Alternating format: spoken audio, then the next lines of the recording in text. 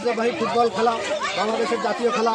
এই খেলায় আমরা তাদেরকে অংশগ্রহণ করেতেছি। এবারে আমাদের গ্রামের মহিলাবৃন্দ, যাদের মাধ্যমে প্ল্যান্ডি গোলবার হচ্ছে একটি ফ্রান্সিসের ব্যবসা। এই ব্যবসার মধ্যে যিনি গোল করতে পারবেন তাদের জন্য থাকবে আমাদের এই কেশিয়া বিলের পক্ষ থেকে 1 কেজি করে মাছ উপহার। আপনারা এখন সকলে খেলা উপভোগ করুন।